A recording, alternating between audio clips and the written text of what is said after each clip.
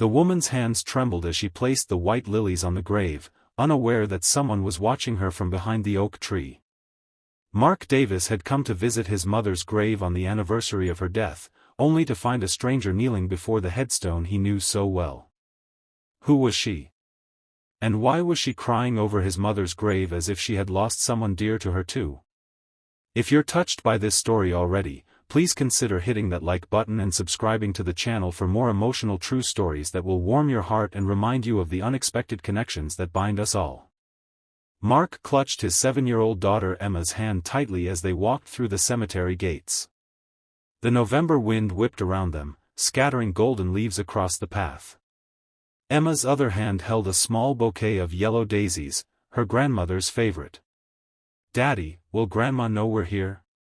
Emma asked, her voice small against the vastness of the cemetery. Mark swallowed the lump in his throat. "I think she does, sweetheart. Somehow, I think she knows." It had been 3 years since cancer had taken his mother, Margaret Davis. 3 years of raising Emma alone after his wife had decided that motherhood and marriage weren't for her and walked out when Emma was just 4. His mother had been his rock, helping with Emma, offering advice, and providing the emotional support he desperately needed. Her loss had left a void that seemed impossible to fill. As they rounded the corner toward his mother's plot, Mark stopped abruptly.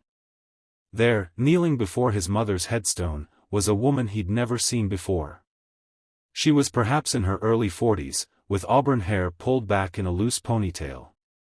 Her shoulders shook slightly as she arranged white lilies, his mother's second favorite flower, in front of the grave.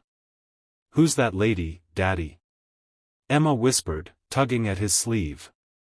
Mark shook his head, confusion and a strange sense of territorial protectiveness washing over him. "I don't know, Em." He approached slowly, clearing his throat when he was a few feet away. The woman startled, turning quickly with tear-streaked cheeks and red-rimmed eyes. When she saw Mark and Emma, something flashed across her face, recognition, followed quickly by what looked like guilt. "I'm sorry," she said, hastily wiping her tears. "I didn't expect anyone to be here." "That's my grandmother," Emma announced, pointing to the headstone. "We brought her daisies because they're her favorite." The woman's eyes softened as she looked at Emma. "Yellow daisies." "Yes, Maggie always loved those." Mark felt a chill run down his spine. Maggie.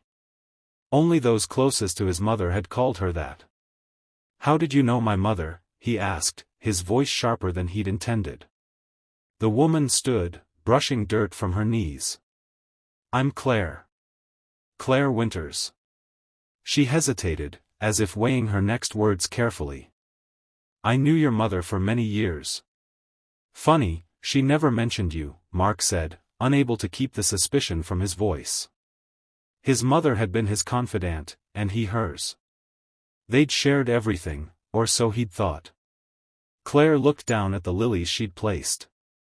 "No, I don't suppose she would have." Emma, oblivious to the tension, stepped forward and placed her daisies next to Claire's lilies. "They look pretty together," she declared. Claire smiled at Emma, a genuine smile that reached her eyes despite the tears still threatening to spill. "They do, don't they? Just like Mag, your grandmother would have wanted." Mark watched this exchange with growing unease. There was something about the way this woman spoke about his mother, something intimate and knowing that suggested a deeper connection than a casual acquaintance. "Emma, honey, why don't you go look at those pretty leaves over there while I talk to Ms. Winters?"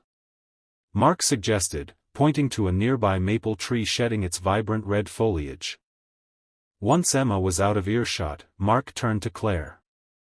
"I don't mean to be rude, but who are you really? My mother and I were very close. If you were important to her, I would have known about you."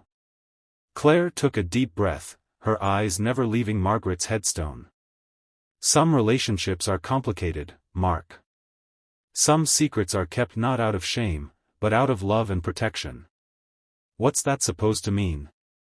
Mark asked, frustration building. Claire finally met his gaze, her green eyes so familiar somehow. I've been coming here every month since she passed. I wanted to respect your space, so I always made sure to come when I thought you wouldn't be here. That doesn't answer my question. Claire nodded, as if coming to a decision. No, it doesn't. And I owe you more than vague answers. She reached into her purse and pulled out a small, worn envelope. Margaret gave me this years ago. She made me promise that if anything ever happened to her, and if I ever met you under circumstances like these, would give it to you. Mark stared at the envelope, his mother's distinctive handwriting spelling out his name on the front. His hands trembled slightly as he took it. Who are you? He asked again, softer this time. Claire's smile was sad, tinged with a lifetime of what looked like regret and longing. Read the letter, Mark. Then, if you want to talk, my number is inside. She glanced over at Emma, who was happily collecting colorful leaves. She's beautiful. Margaret sent me pictures, but they don't do her justice. Before Mark could respond, Claire touched his arm gently, then walked away, leaving him standing there with the envelope burning in his hand and 1,000 questions swirling in his mind. That night, after tucking Emma into bed with a story about brave princesses who saved themselves, his mother's influence, she'd never believed in damsels in distress, Mark sat at his kitchen table with the unopened envelope before him. His coffee had gone cold, forgotten as he stared at his mother's handwriting. The house felt especially empty tonight. It was a modest 3-bedroom in a decent neighborhood, the house he'd grown up in. After his mother's death, he couldn't bear to sell it, so he and Emma had moved in. Sometimes, late at night like this, he could almost hear his mother's soft humming from the kitchen, or smell her signature lavender lotion. With a deep breath, Mark finally opened the envelope. Inside was a single sheet of paper, folded neatly, and a small photograph he didn't recognize. He unfolded the letter first. My dearest Mark. Asterisk if you're reading this, then 2 things have happened, I am no longer with you, and you've met Claire. I'm so sorry for the shock this must be causing you. There are some truths I never found the courage to share while I was alive, and for that, I hope you can forgive me, asterisk. Asterisk Claire Winters is not just a friend. She has been the love of my life for over 20 years, asterisk. Mark stopped reading, the words blurring as he tried to process what he'd just read. His mother and Claire? For 20 years? How had he not known? He took a sip of his cold coffee, grimaced, and continued reading. Asterisk I met Claire when you were just 10 years old, at a teachers' conference. I was representing your school as the librarian, and she was a 5th-grade teacher from across town. We connected instantly, in that way that feels like coming home to a place you've never been before but somehow recognize, asterisk. Asterisk those were different times, Mark. Being a single mother was hard enough without adding the complications of being in love with a woman. I was afraid of judgment, afraid of making your life harder, afraid of losing you. So Claire and I kept our relationship private, asterisk. Asterisk as you grew older, I considered telling you many times. But there never seemed to be a right moment. Then you met Sarah, fell in love, had Emma, and your life became so full. When Sarah left, you needed your mother, not more complications, asterisk. Asterisk Claire has been patient and loving beyond measure. She has loved you from afar through my stories and photos. She has been a silent cheerleader at your graduations, your wedding, Emma's birth, always in the background, always supporting us both without recognition, asterisk. Asterisk the photograph enclosed is of us in Maine, the only vacation we ever took together. It was the happiest week of my life, asterisk. Asterisk I hope that when the shock wears off, you might find it in your heart to get to know Claire. She is kind, brilliant, and has the biggest heart of anyone I've ever known. She would never try to replace me in your life or in Emma's, but she has so much love to give, and she has loved you both through me for so long, asterisk. Asterisk I'm sorry for not being braver, for not trusting in your love enough to know you would accept all of me. Know that I loved you completely and that my only regret in leaving this world is not being honest with you sooner, asterisk. All my love, always. Mom. Mark set the letter down and picked up the photograph with shaking hands. There was his mother, looking younger and happier than he remembered seeing her in years, her arm around Claire's waist as they stood on a rocky beach. They were both laughing, their joy radiating from the image. He ran his thumb over his mother's face in the photo. How had he missed it? The way she would sometimes get a faraway look when checking her phone, the occasional weekends she spent, with old college friends, the mysterious phone calls that would make her smile in a way he rarely saw otherwise. Mark felt a complex mix of emotions, hurt that his mother hadn't trusted him with this part of her life, anger at the years of deception, but also a profound sadness for what his mother had felt she needed to hide. And underneath it all, a growing curiosity about the woman who had been so important to his mother. He found Claire's number written on the back of the photograph. It was nearly midnight, too late to call. But tomorrow he would reach out. He owed it to his mother, and perhaps to himself and Emma too, to at least hear what Claire had to say. The coffee shop was busy for a Tuesday afternoon. Mark had chosen it deliberately, neutral ground, public, with the comforting background noise of espresso machines and quiet conversations. He'd arranged for Emma to have a playdate after school, not ready to involve her in this complicated situation just yet. He spotted Claire immediately. She sat in a corner booth, her auburn hair now loose around her shoulders, nervously turning a mug between her hands. She looked up as if sensing his presence, and their eyes met across the room. Mark made his way to her table, his heart pounding. Up close, he could see the resemblance to the woman in the photograph, though time had etched fine lines around her eyes and mouth. "Thank you for meeting me," Claire said as he sat down across from her. "I almost didn't," Mark admitted. "I'm still trying to process everything." Claire nodded. "I understand. I've had years to prepare for this conversation, and I'm still terrified."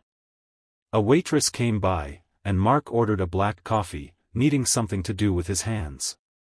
"How long did you know my mother?" he asked once the waitress had gone.